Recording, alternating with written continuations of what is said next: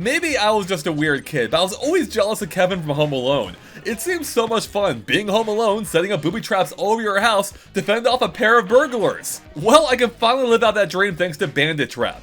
It's an asymmetrical 3 vs 1 multiplayer game where one person plays as the trapper while a team of 3 try to break in and steal all your stuff. And it's a lot of fun. I know this because I got played a few weeks ago at Gamescom and had a chance to talk to the team behind it. That includes Michael, who does a little bit of everything, Jeffrey, who's the tech guy, Jimmy, who's the art director and helped with the game design, and Bobby, who's the 3D artist. And yes, I realize now that shows a terrible camera angle. So let's see what the back of Andre's head had to ask. So tell me about how this game got started. Like, where did the idea come from? Like, what was the genesis for Bandit Trap? Yeah, that's a great question. So we looked at the current offering of asymmetrical games, and we saw that a lot of those games were like horror themed. And yeah, we are pretty much very focused on family friendly games, and we were like, hey, why not make an asymmetrical game that is really family friendly? And so yeah, the concept of Home Alone came naturally. We're like, hey, it's actually not being done before in the modern take. So essentially we wanted to create the ultimate Home Alone experience. It seems like it from what I've played so far. Like, because who didn't envision being Kevin as a kid, right? And like wanting to beat up on those bandits. Exactly. You know? So, Yeah. That's great. So you wanted to create this. Like, how do you go about like taking that idea and turning it into a game? Like, because the sky's the limit. Like, how do you decide how the systems work? You know, like, I guess tell me more about that process. Well, it's a lot of iterating. Yeah. So at the start we had like, for instance, the trapper. It was more of like a camera view, so it was not like a character inside of the world. And we figured like it's so much more fun to have that versus feeling, like being actually in the world. So the trapper naturally evolved. Right. We figured out that for the traps, it would make the most sense that it was tied to the furniture itself. So some decisions were consolidated quite early, while others that came, due to a lot of playtesting as well. It is actually quite a challenging title because our previous games are very much offline platformers, and so this is our first, endeavor into like the multiplayer games, and also asymmetric. So talk about difficulty, but so far, I think we're right on track to create something really cool. That's great. So, I'm a big fan of asymmetric games, and I love Nintendo Land on the Wii U. Yep. I play Dead by Daylight almost every day. I'm addicted, and Spies vs. Merc, see back in Splinter Cell, I was a big fan of. So it seems like there isn't like a ton happening in that space though, which is what I think part of that makes Bandit Trap so interesting. And I wonder, I guess a couple of questions. One, why do you think that is? And two, maybe one of the reasons I've heard is that balancing that is difficult. Absolutely. So because you have one side that plays completely different than the other, and that can really affect how the game works in general. So, can you guys tell me more about that process, or how that? I think for the first question, I think that's my hunch. I'm not. It is perhaps an assumption, but I think for the most part, these games are quite often horror themed because you get sort of like that thrill from like being hunted, right? And that works really well. So automatically you get that, how do you say that, that type of game experiences that you sort of look for. And it is actually quite difficult for a family-friendly game where you don't have that kind of thrill. So you need to find it in different directions, basically. Sorry, the other question? Oh, and the balance, for how you balance that. Yeah, of course. Well, the balance is actually tons of playtesting. Like, it's not by accident that it's 3 versus 1, because we're a team of 4 and we play it literally almost every day. By doing a lot of playtests, you can sort of see what works and what doesn't. Right. And I think that's absolutely essential for multiplayer titles like this one. Yeah.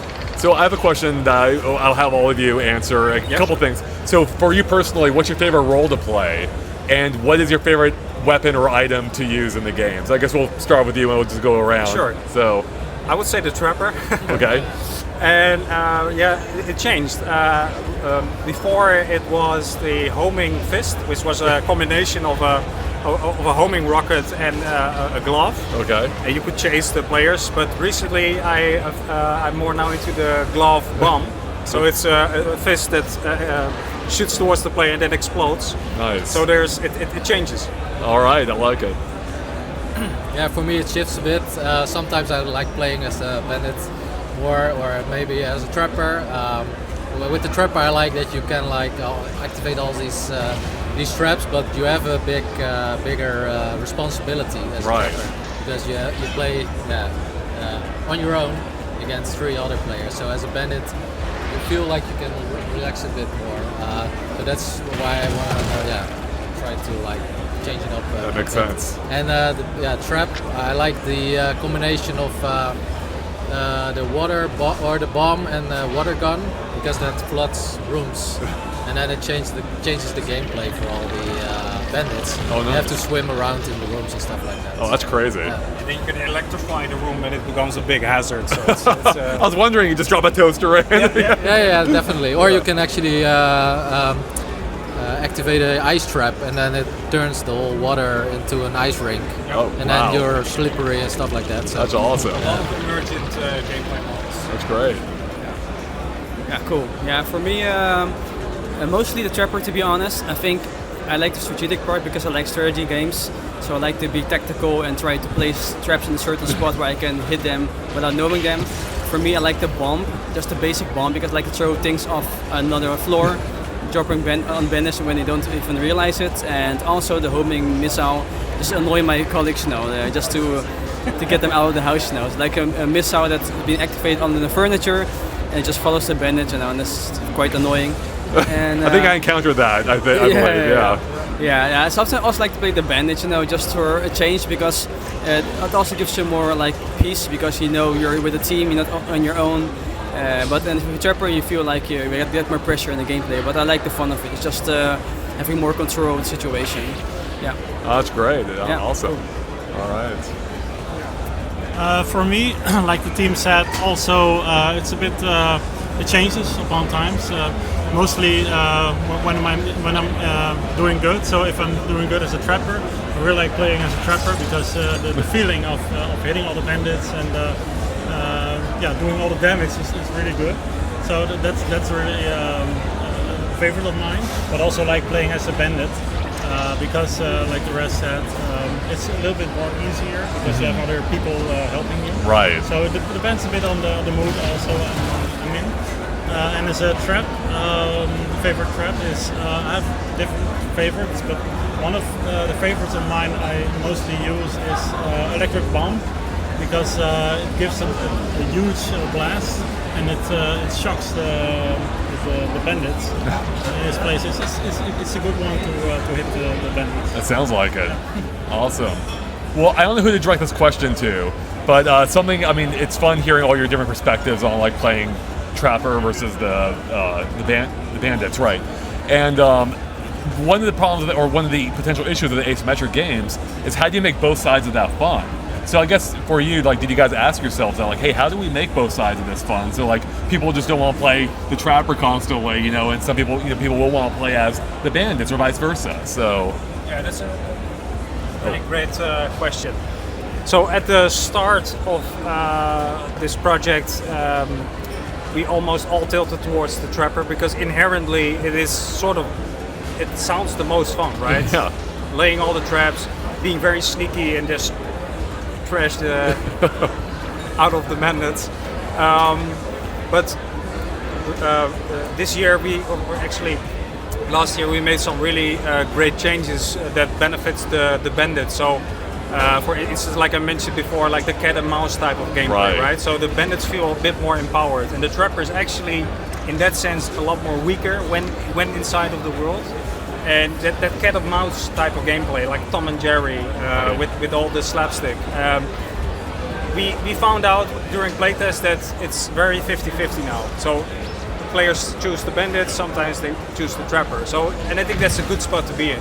Obviously, I think maybe players would prefer the trapper a bit more, but yeah, I think the bandits are in a good spot. All right, great. This might be a question, I forget what everyone did for the character developer or the character designer. There we go.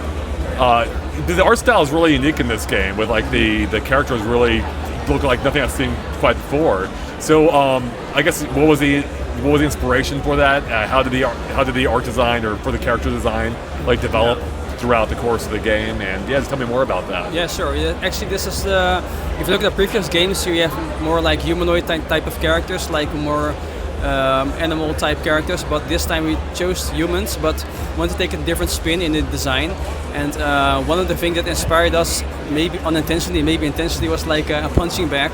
You know, the shape of a punching bag. Like so that. the characters maybe look more punchable in that sense to make it more fun. So that's why the band is more like a cylinder type of shape, like a capsule. But then we decided, okay, it needs to have arms, but you can detach them. So that's why they have floating arms and only like hands floating next to it. So that's actually the basic design principle we used. And then we also used the same principle for the trapper actually. That's where it started. Yeah. Wow. One thing to add as well is that the game offers a quite dynamic damage system. So a lot of these types of games offer like customization, right? You can customize the whole character, and we have a system in place that deforms the whole character, like keeping it slapstick and kid friendly. But the design of the punching bag allows us to do that, so it has a functional form. That makes sense. Yeah, it feels like a little bit of like a personified version of the sandbag from Smash Brothers that I love beating up on. So yeah, exactly. That makes sense. Yeah. Well, I don't want to take too much of your time, so I guess I'd like to wrap up by asking each of you like one thing that you want people to like take away from the game, like something you think that people may not, either like a tip for them or something you think that people like deserves more attention about the game, or really anything, just whatever you feel like people should know about Bandit Trap. That's a good question. Yeah, sure. Yeah, we all talked about the trapper. We all love the trapper, of course, but I also want to emphasize the bandits as well. One thing I like about the bandits is just the reward you get when you really found the treasure. Like, oh, this feels really nice. Mm-hmm. And one thing is really cool that you can also body check the trapper when he's nearby. You just punch him like this and poof with a body check, and then just flies all across the room. I had that happen to me. That was hilarious. Yeah, that's a great satisfaction. So I just want to take away for the players in the future, like, don't hesitate to play with the bandit as well. It's really cool. Oh, that's a good one. I like that. Yeah. All right.